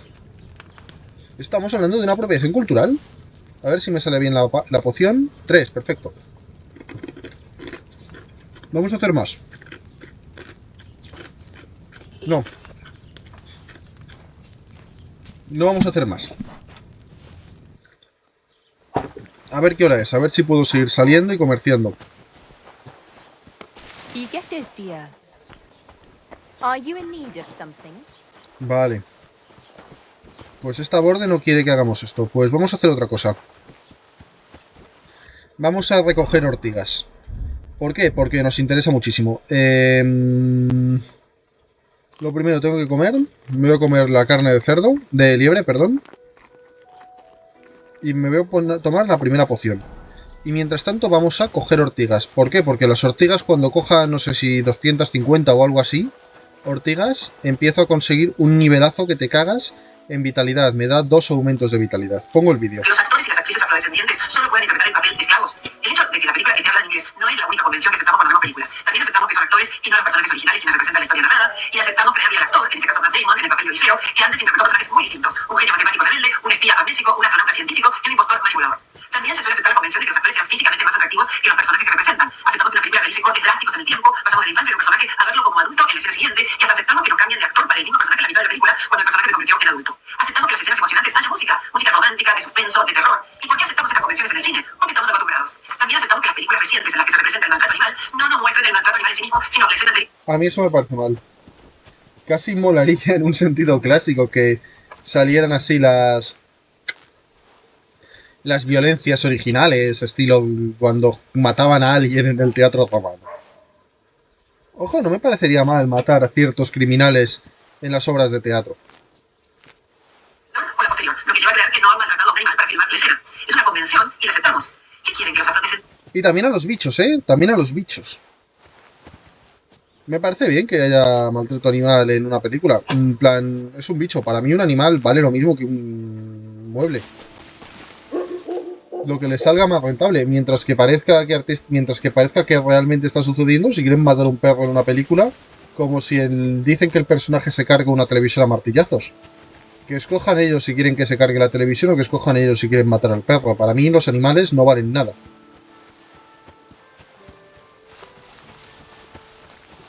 A ver, vamos a buscar ortigas. Por eso estoy matando así el tiempo. Aquí hay ortigas. ¿Estos son ortigas? No, esto es ajenjo. Ortigas, perfecto. Pues lo dicho, vamos a conseguir estas 200 ortigas o lo que toque. Que tienen vocación para actuar solo desempeñan papeles de esclavos sirvientes y criminales. Les choca porque no están acostumbrados a esa convención. Y cuando pase el tiempo y hayan visto suficiente cantidad de películas con esta convención, ya no les va a chocar. Muy probablemente lo van a aceptar. Ocurre lo mismo con el lenguaje. Las palabras aparecen y es su uso generalizado y gradual lo que nos hace acostumbrarnos a muchas de ellas y aceptarlas. ¿Empezar a invertir con una acción gratis? ¿Suena imposible? Nada es imposible con Zlatan. A muchas de ellas y aceptarlas. La adaptación de la Odisea dirigida por Christopher Nolan, uno de los focos de la polémica fue la participación de Elliot Page, que nació mujer, pero transicionó y hoy es un hombre transgénero, un actor. Ella antes de su transición había desarrollado una exitosa carrera como actriz. La objeción es que aquí representa a un soldado griego. Hay que aclarar primero quién es el personaje. Sinón no es un personaje de la Odisea de Homero, sino que pertenece al llamado ciclo de la guerra de Troya, un conjunto de relatos de la tradición griega que amplía los acontecimientos anteriores y posteriores a la guerra narrada parcialmente por Homero. En la tradición clásica, Sinón es el griego que consigue engañar a los troyanos. Vale, ya tenemos aquí la ventaja de resistencia. Perfecto. Pues ahora que nos toca. Pues esperar a la noche y ahora vais a ver por qué. Bueno, sí, ya que estoy voy a desecar las hierbas.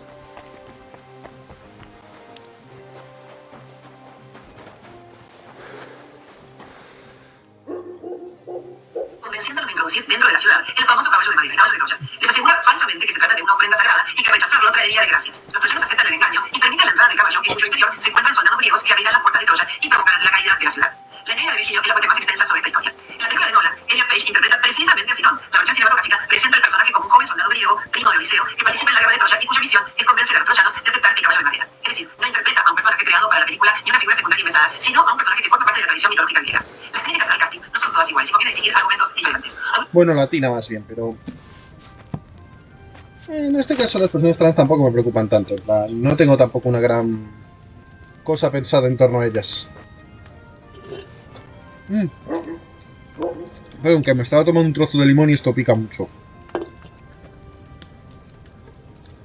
¿Verdad? Dios.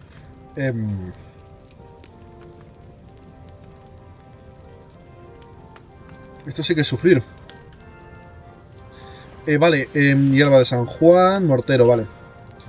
La cosa es esta. Por cierto, os recomiendo una cosa. La cuestión trans es muy compleja y muy farragosa, por eso os recomiendo no pensar en ella. Literalmente. Lo mejor que podemos hacer con lo trans es pasar de ello. Complejo, lleno de matices, y al final del día no nos va a solucionar filosóficamente nada. Para mí lo mejor aquí es una ignorancia racional de esta cuestión.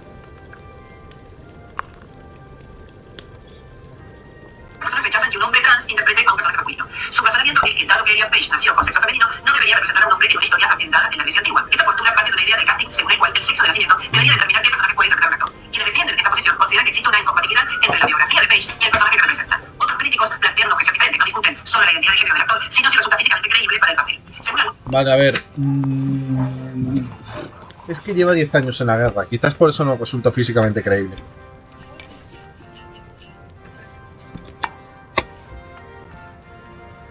Ese para mí es el único problema que sí que podría argumentar. No me resulta físicamente creíble que un soldado que lleva ahí no sé cuántos años de guerra... No. No. Volver, deja el cubito este. Le tenemos que pasar un turno más de calor.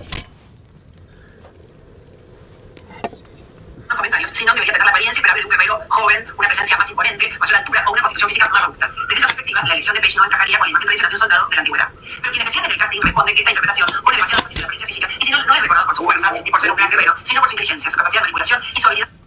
Ya, pero si lleva 9 años en la guerra de Troya, o sea que se le ocurre la idea del caballito de los cojones, sí que tendría que estar al menos un poco así jodido por la guerra. Paqueteado, cara de traumatizado, esas cosas. Para engañar mediante la palabra. Su arma principal no es el músculo, sino la persuasión.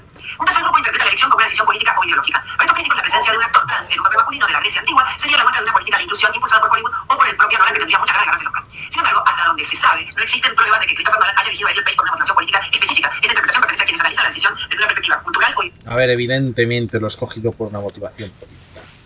Anda que hay pocos trans en el mundo y justo coge a uno. No me jodas, por Dios. Y aún así me diréis, no mal, es que estadísticamente en la industria del cine hay más trans. Bueno, vale, sí es verdad, lo reconozco. Pero aún así hay muy pocos trans en la vida. Incluso en la industria del cine. Lo ha cogido por algo. Lo ha cogido porque políticamente le gusta el plan. Que me parece muy defendible, ¿eh? Pero en tal caso es una película de autor con unos valores concretos. Por cierto, como toda película, porque no hay película neutral ni contenido neutral.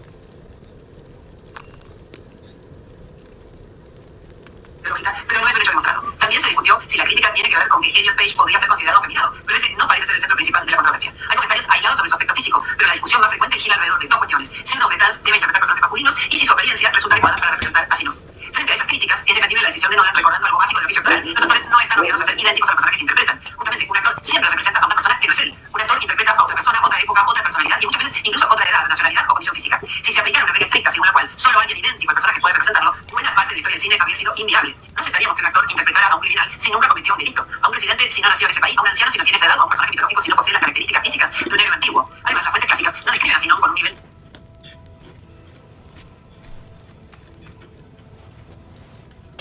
Es lo que considero.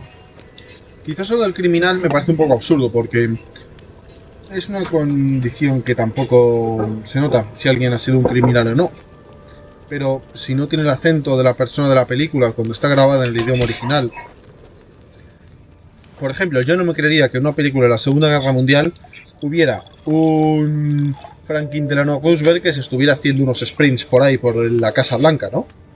Pues porque todo el mundo sabe que era cojo el hombre. El cabrón es ser un cojo. Digo cabrón por sociaca. Respeto por Churchill, respeto por De Gaulle. Respeto incluso por Hitler o por Stalin, que aunque no me guste tenía unos valores. Pero el hijo puta de Franklin Delano Roosevelt me cae fatal. Un pseudo comunista, el tío que más hizo por la Unión Soviética.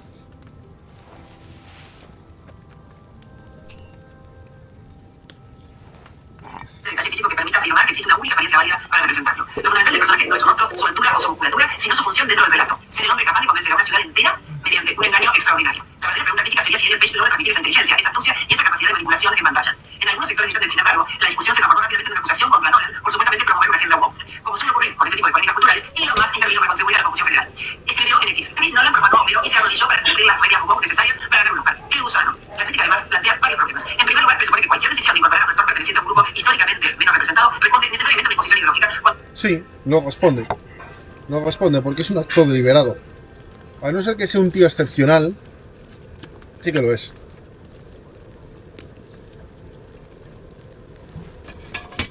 Bueno, y digo excepcional, y digo tío, como forma de hablar, Elliot Page es un hombre. Quiero decir, dice que es un hombre, pues yo le considero un hombre. Si me lo encuentro, le diría hola y le trataría de masculino.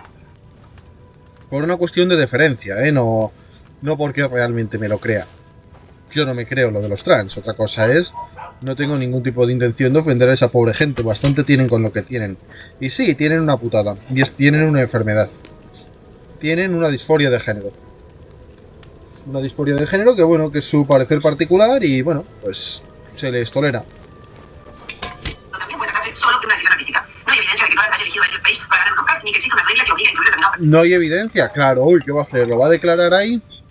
Hombre, hay una clara o presunción política. Espera que me necesito un WhatsApp.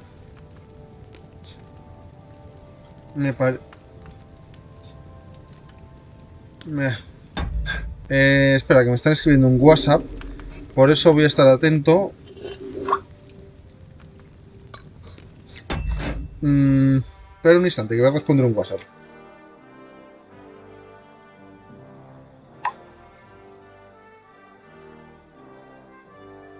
Vale, ya está.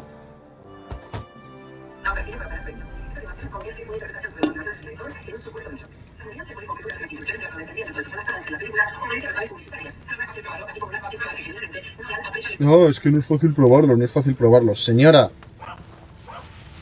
no hace falta que se pruebe. De hecho, lo razonable es creer que es así.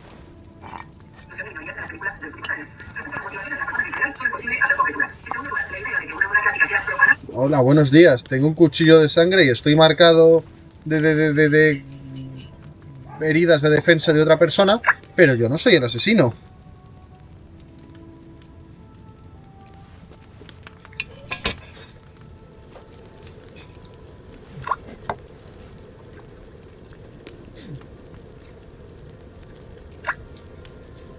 Subnormal, ni Rosana Kramer, sino el que me está escribiendo los WhatsApp.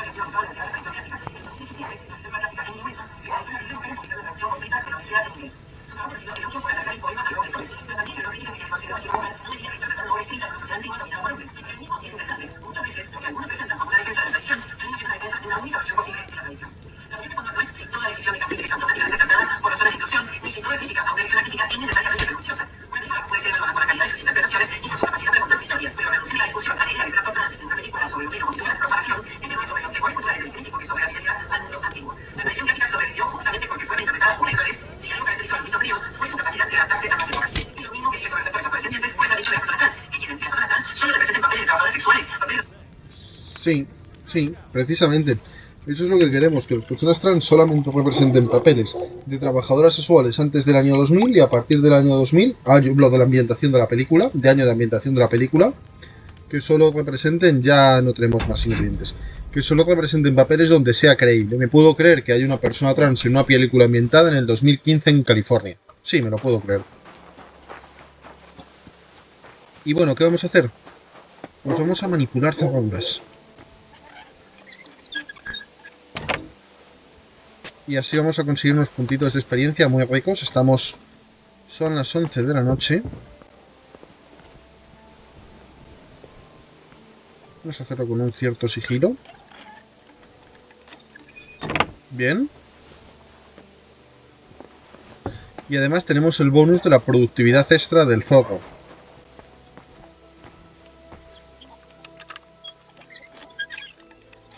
No voy a robar, ¿eh? Punto de latrocinio 6. Fijaros ahora mismo qué ventajas tenemos más ricas. En primer lugar, alquimia. Tenemos 2 nuevos puntos. Bruma morada. No está nada mal.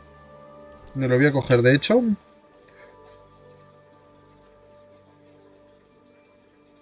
Estos dos no puedo. Me voy a coger también pólvora especial. No, perdón. Bruma morada 2. Porque como veis vamos a tener muchas veces puestos 2 puntos de... Vale, el perro me va a empezar a ladrar. Y tengo que huir.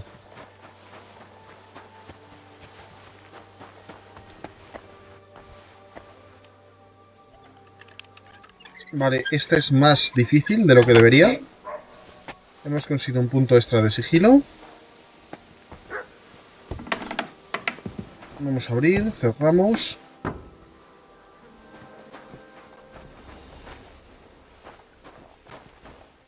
Muy difícil, no podemos. Vale. Digo, en plan, con un muy difícil a lo mejor necesitaría un nivel de meterme de cerraduras de 15. Sin exagerar, ¿eh? Entonces por eso no voy a intentarlo. Vamos a esas casas de... Vamos a intentarlo por aquí. Vamos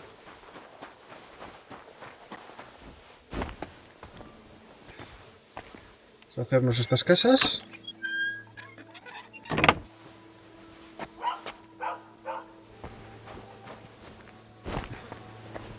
Y si pasa algo, voy a utilizar los puntos de oratoria. Si me pillan cometido un delito, voy a intentar excusarme, no me voy a poner a matar a la gente. Quiero decir, en este caso yo soy el que está haciendo la cosa mala moralmente, no me vale la excusa. El problema es que no veo una mierda. Aunque sé que hay puertas ahí, voy a no hacerlo.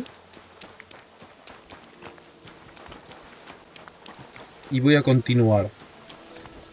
Vale, por ahí va un soldado, entonces paso, me voy a esas casas de ahí. Voy a seguir poniendo el vídeo.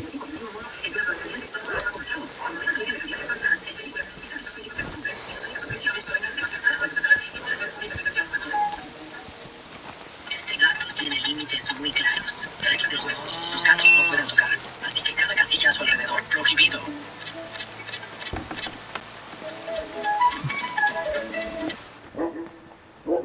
Vale, nunca había estado en esta casa, qué curioso.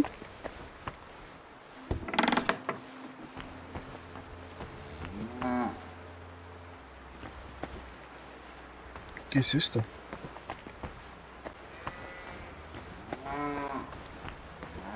Está como saqueada, ¿no?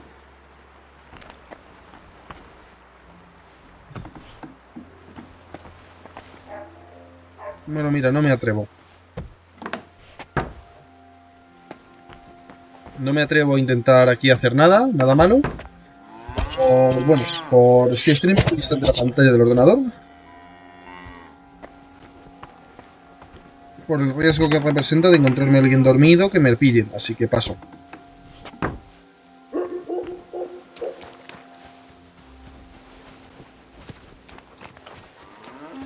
Vale, esta es la casa del terrateniente. Voy a probar. La teoría y el trabajo de filología de Fíodo también es una de las principales fuentes de la mitología griega. Por ejemplo, conocemos a dioses como Zeus, Atenea o Poseidón, así como héroes y guerreros que marcaron durante siglos el imaginario griego. Esta mitología forma parte de la religión. Por cierto, podría hacer esto simplemente, fijar, los gráficos, pongo gamma así a tope y puedo ver. Pero me parece inmoral.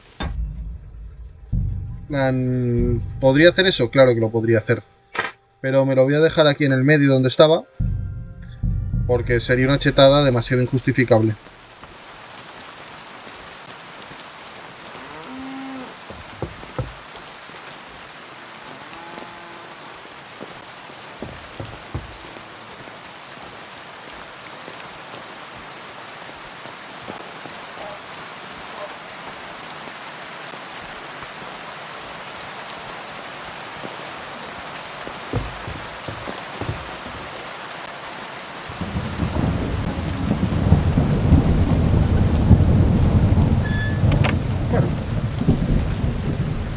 viendo estas puertecitas es divertido.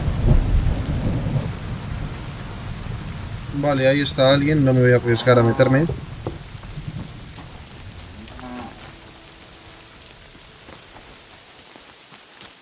Voy a otras casas directamente.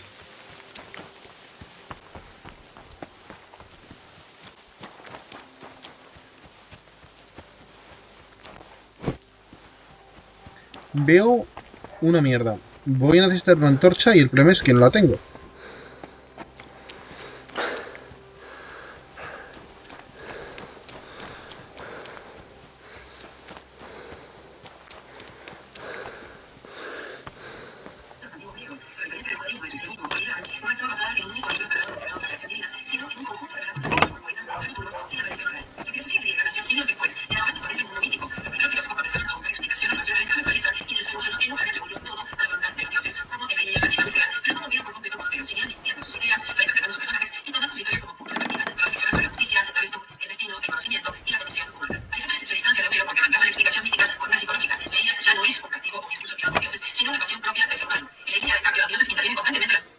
Voy a mirar a ver si me puedo coger algún otro nivel, pero meterme ya en el interior de las casas me parece demasiado peligroso.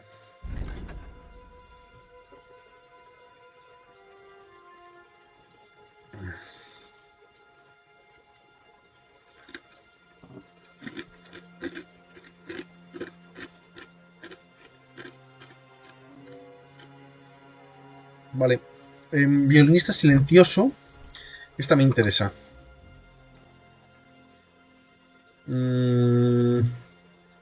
Y no me voy a poner a robar de este modo tan cutre.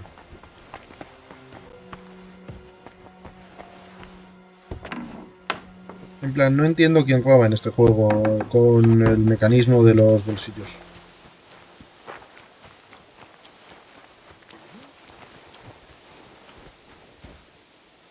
Vale, no me ha visto.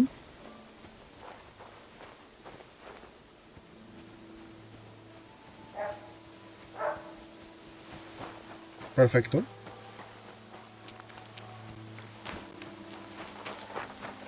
Difícil no puedo. Muy fácil, voy a intentarla. Hecho.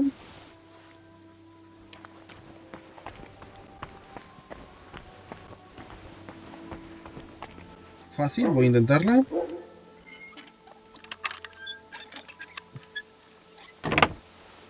Hecho. Vale. Salimos de aquí, vamos a esta casa mismo. Esta casa, vale, ya sé cuál es. Esta es la del... No voy a desvelar lo que pasa aquí, pero bueno, sé que esta casa está vacía.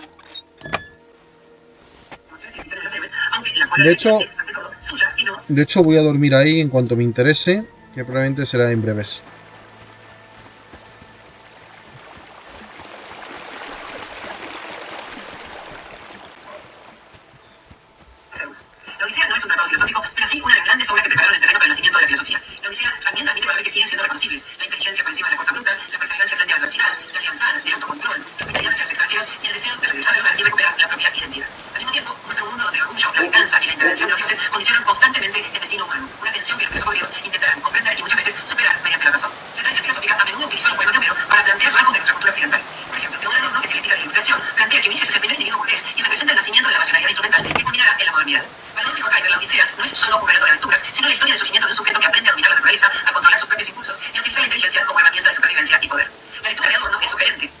¿Qué coño ha pasado ahí?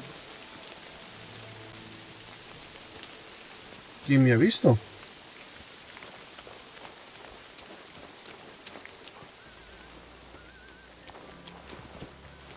Voy a dejar de intentarlo. No me han descubierto, entiendo, así que bueno. Basta ya de jugármelas. Serán las 2, 3 de la mañana, lo vimos hace poco. Vamos a dormir aquí.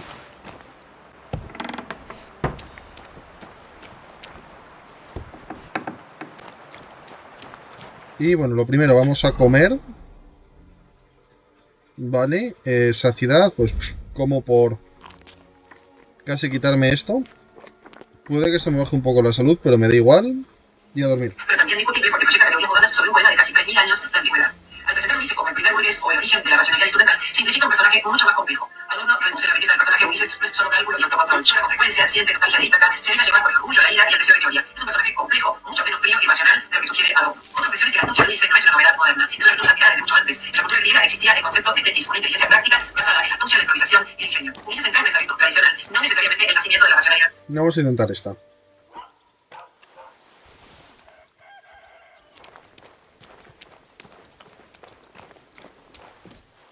¿Quién coño me está siguiendo?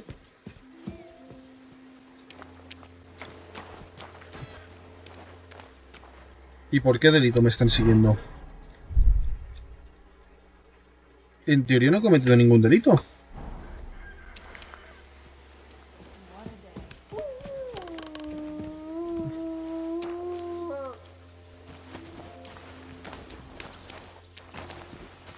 Exacto, en teoría no he cometido ningún delito. No sé por qué me persiguen en tal caso. No sé por qué alguien se siente con derecho a seguirme.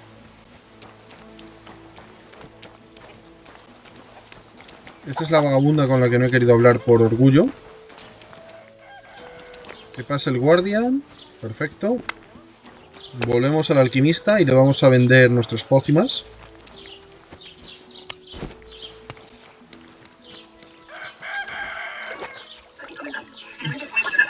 Ah, y voy a hacer otra cosa,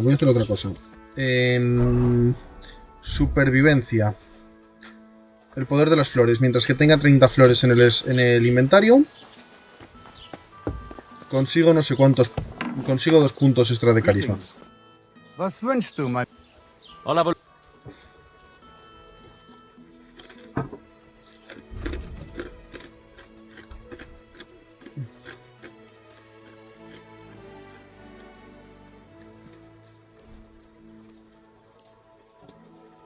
A ver, ¿yo cuánto dinero tengo?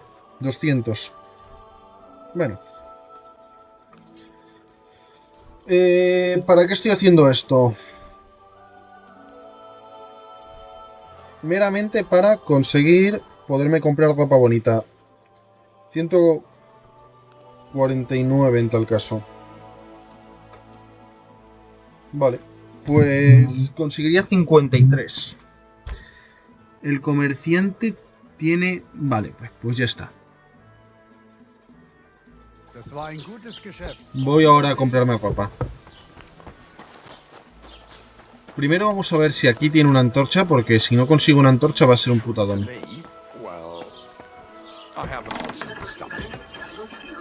Wie geht's, Mann? I'll have...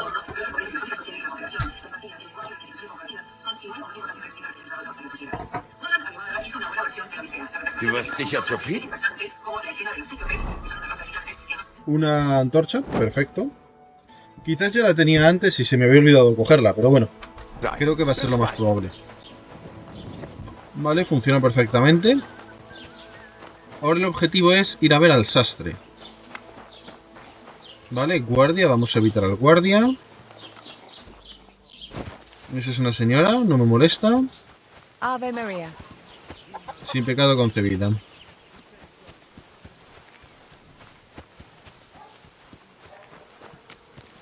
No sé si es que los guardias me persiguen por algo. Puede, ¿eh? ¿Es creíble que me persigan por algo los guardias? Sí, la verdad es que sí.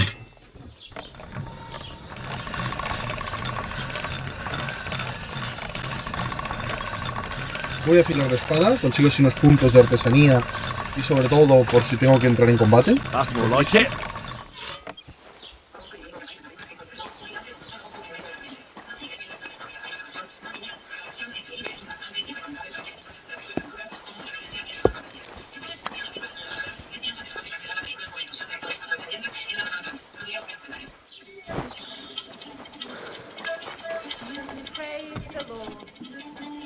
Greetings to you. How can I... Show me... Vamos a comprarle cosas guays. A ver, tengo 260 de oro. A ver. La capucha que más me dé. Creo que hay una de 7. No, parece que no. Pues vamos con el chaperón noble. Viene a dar igual el chaperón, ¿eh? Esto es barato y me conviene. Pues vamos con el chaperón, este mismo. Podría darme 2, pero no me gusta tanto estéticamente. 6, 6, perdón, 5, 6.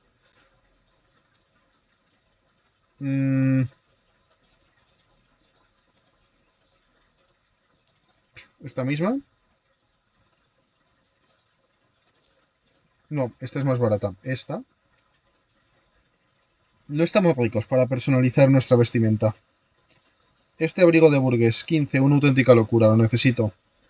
Bolsa errante, 50.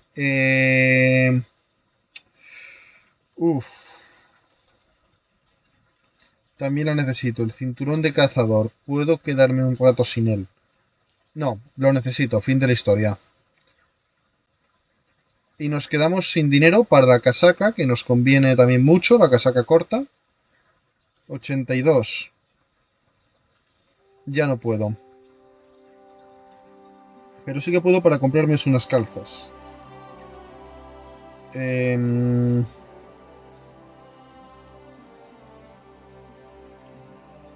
Yo qué sé, estas mismas.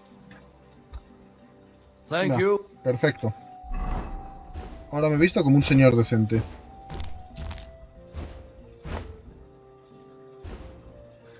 Y paso a ser decente. And take Y care. ahora, pues... el mundo ante mí.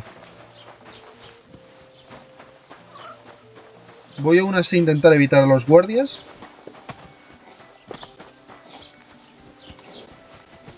Ese no es un guardia. Vale, parece que no me persiguen. Eso es bueno. Ahora el objetivo, ir a ver al herrero.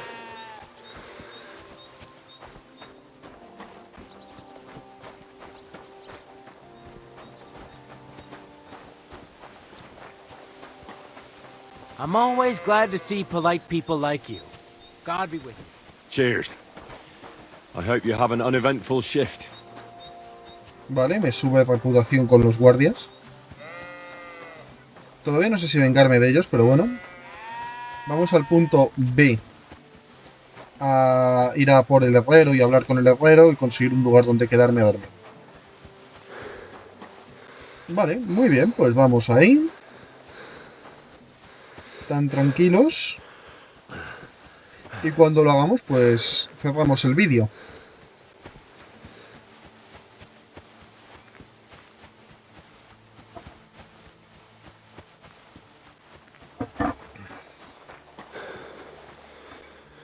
A ver qué hay aquí. Está bien explorar estos sitios, te puedes encontrar cosas guays.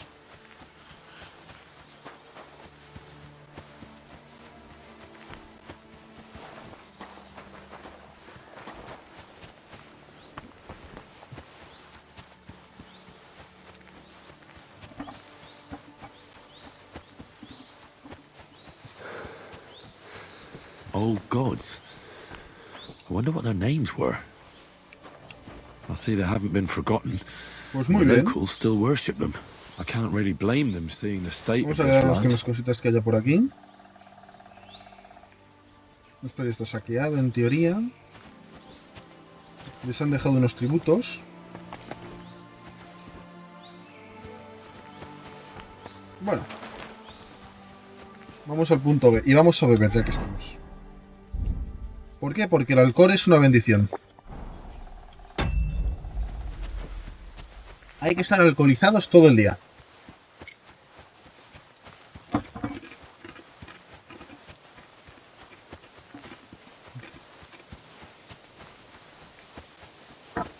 A ver, hay un problema con el alcohol. El alcohol nunca se tiene que llenar esa barrita. Y esa barrita, según tengas experiencia de bebercio, se llena menos. Y ese es el objetivo.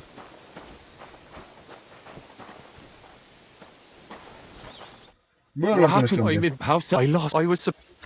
What? I haven't, but it Ah, vale, ya me acuerdo. Este hombre me pide que le pegue. Do you know I haven't? You should lose in. I know. So I. But now. I have to. I hope me too. I'm sorry. Wait. Punch me. What? Smack.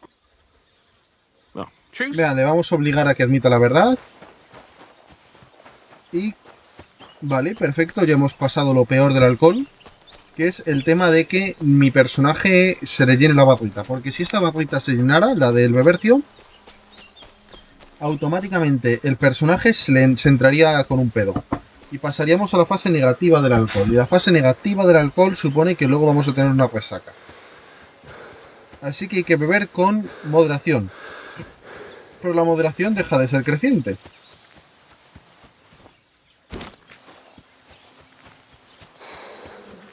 Vale, este es el pueblo y el herrero está ahí.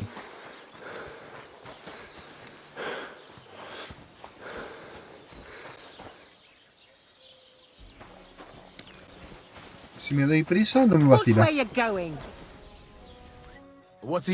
Hablar con tu marido. That's right. You said I. My father. Vale, pues las misiones de herrería son muy divertidas. Manos a la obra, venga. El problema, te obliga a hacer un montón de cosas de intro. Así que le vamos a quitar el sonido. Y perdón porque te he golpeado, creo. Y vamos a hacer una espada de caza. Perfecto. La espada de caza, evidentemente, la voy a hacer de la calidad máxima y suprema. ¿Vale? Porque... Bueno, así no tengo que hacer otra espada de caza. La clave es, y voy a hacer lo siguiente. Voy a intentar... Me conviene mucho el sistema de herrería. ¿Por qué? Porque la forma más conveniente de ganar dinero al principio es haciendo pruebas de arcos. Y los arcos se dañan. Y necesito reparar dichos arcos. Y para reparar dichos arcos voy a empezar a necesitar puntos de artesanía. Cuando tenga bastantes puntos de artesanía, la mejor armadura del juego la podré tener. Y bueno, pues eso. Y esto también me sirve para guardar partida, que es lo que me interesa. Vean, sí, ya hemos inspeccionado la pieza.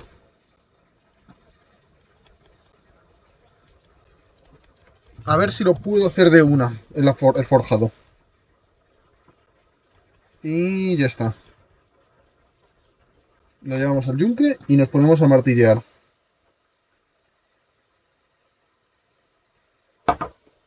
Me pide que mueva la hoja para que sepa que se puede mover.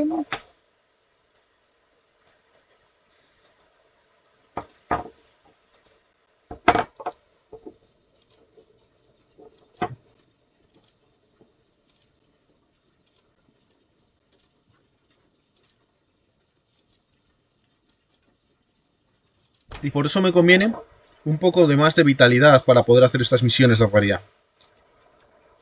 No es imprescindible, pero así tardas menos. Y sí, en teoría también podría escuchar la cancioncita, pero bueno, no lo veo necesario. Así que pues ello. Vea.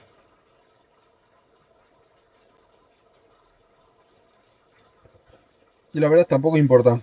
Si lo haces bien en un lado, no tienes por qué hacerlo en el otro lado.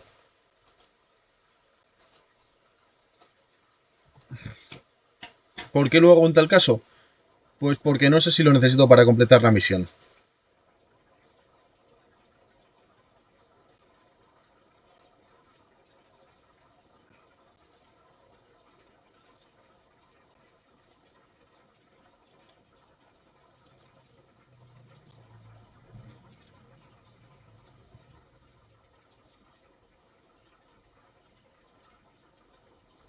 No sé si te puedes pasar este juego sin hacer nada de herrería. Creo que al menos hay una misión de afilar algo. Pero bueno.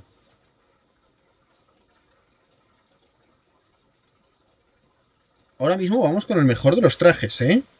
Por cierto, sé que lo más eficiente es ir deprisa primero a Semina por el caballo, pero hasta que no me lo encuentre no me voy a permitir cogerlo. Porque en teoría no sé que hay una granja de caballos.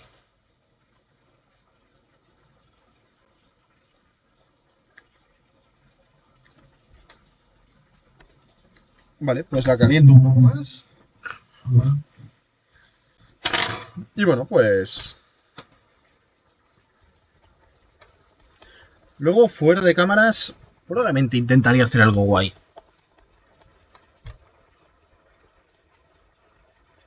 Vea, caliéntate. Oh, sí, lo reconozco. Después de 2 horas de partida estoy bastante cansado. La calidad del gameplay está bajando inequívocamente.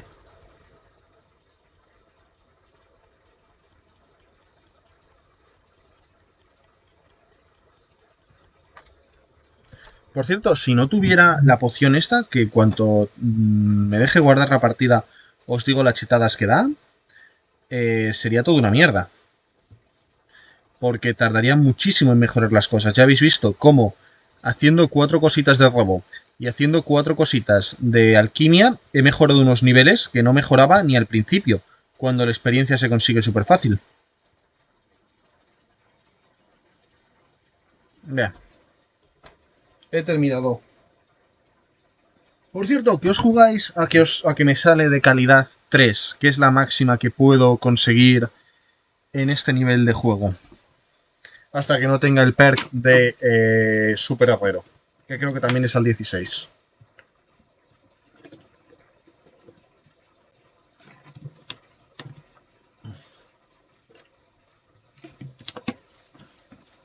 Por cierto, qué abrigo tan bonito llevo. Me voy a tener que comprar cosas de zapatería y de sastrería. Nivel 3. Evidente. Y hemos subido 2 nivelazos directamente de artesanía, porque hasta el momento tenía solamente 1. Así que bueno, pues eso.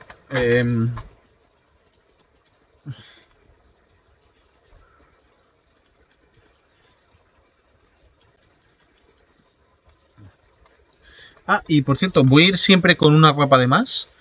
Por una cosa muy sencilla. Me conviene que... Vale, venga, ya hemos dejado de hablar. ¿Me permites guardar partida? Perfecto. Y lo que voy a enseñaros antes de cerrar. Efectos. Aumenta la experiencia obtenida en un 50%. Y oratoria en 7. Esto es una locura. Así que bueno, pues... Lo siguiente que voy a hacer esta vez fuera de cámara. Voy a tirar una serie de objetos que me dan aquí el bono. ¿Vale? Me da aquí el bono de esto y pues los voy a tirar.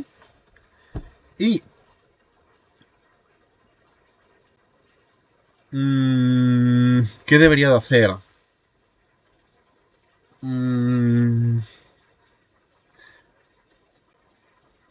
Voy a ir aquí al arco. No sé si debería de ir al arco o debería de encontrármelo de casualidad. No sé qué es lo apropiado, la verdad.